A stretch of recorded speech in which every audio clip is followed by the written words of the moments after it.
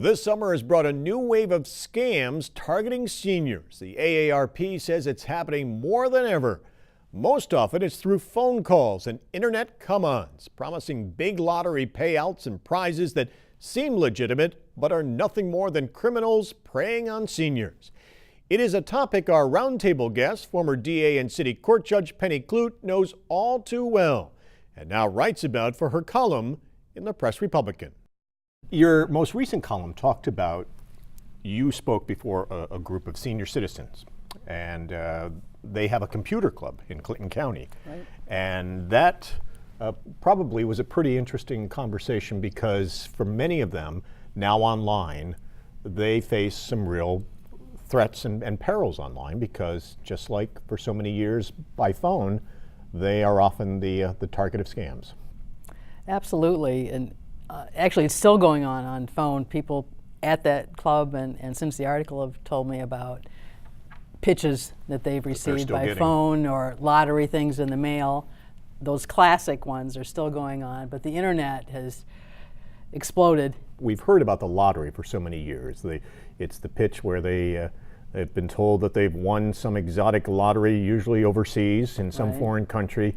And in order to get their big winnings, they need to send a certain amount of money as a down payment or something, or to cover cost, and that's where they get them. Yes, that's the typical pitch, be it a lottery or some other kind of prize. That's what happened with my mom.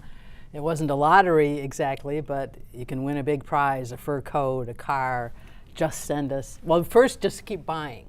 Just buy these things that you don't really need if you thought about it, but it increases your chances of winning. And then when you're told you have won a prize, there's always some payment involved.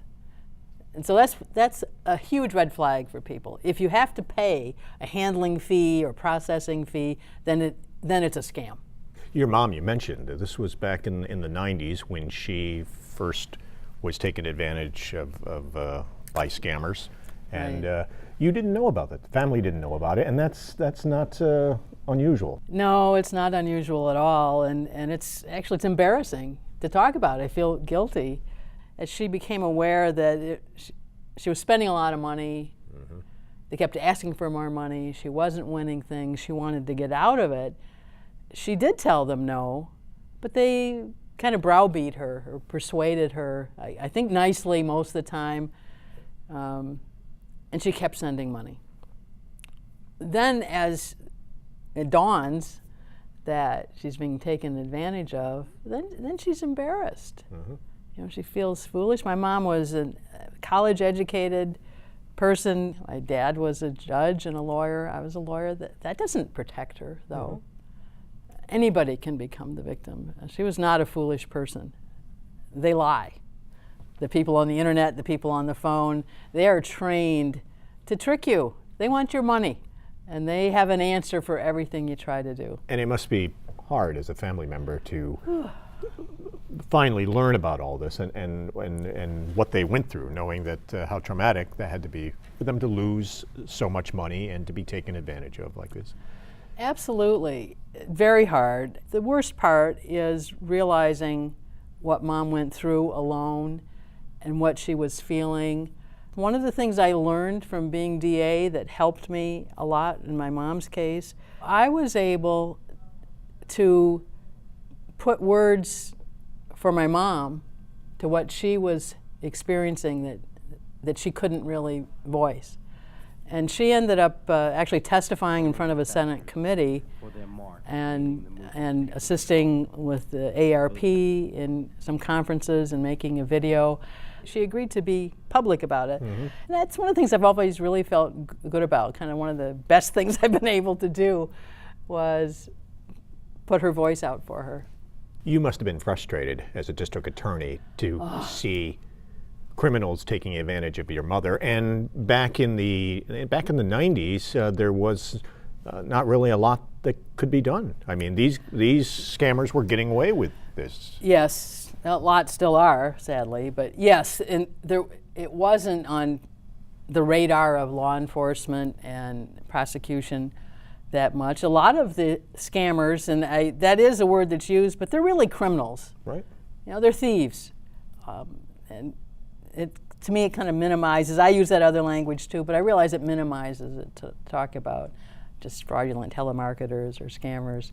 They're thieves, and they get into your house through the phone, through the mail, through the internet. Often they're in another country. Often they're in Canada. In that period of time, maybe still, I don't know. They're calling, so there's an international boundary. It's extremely difficult to identify. So to prosecute is very, very difficult. Right. It's very difficult to identify who it is that is actually the caller, Right. or where is the location. And they fold up and start a new business. Right. It's Under a new very name. difficult to prosecute. And yes, it was very frustrating. Once we got all of her materials together, I contacted the attorney generals in each of the states. I think there were about 4 states that these companies were in, providing the information. Nobody took any interest at all. Yeah. So what I've realized, and others have realized too, that it's so difficult to prosecute, and even if you prosecute, it's almost impossible to get your money back. It was $76,000 that she ended up spending in, I think, 11 months. So education and prevention can be more effective, is what we can do. It seems a lot of it now is coming from Jamaica. The area code 876 pops up on a lot of these numbers, and that seems to be the hotbed right now for a lot of these calls. If we're worried about our parents, worried about our grandparents,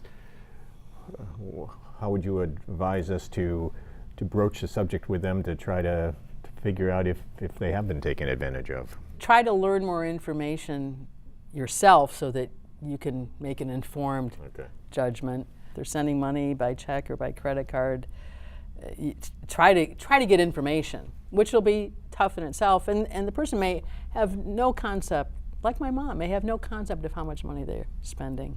And a lot of people may not know where to turn. Do you call their bank? Do you call the police? Do you call the Attorney General's hotline for the state? A lot of people probably wonder, we know this is happening, but who do we report it to? Well, all those resources are good resources. Banking people are very helpful. Banking tellers and bank officials, they get to know their customers, especially their older customers. So they are kind of the early warning system. And although we may not be able to stop it, that's important to try. I think, to me, stopping it is the first priority. That is something that is most likely accomplishable. You can find toll-free numbers and links to the websites of the Attorney General's Office, Better Business Bureau, and other organizations working to protect seniors on our website at mountainlake.org.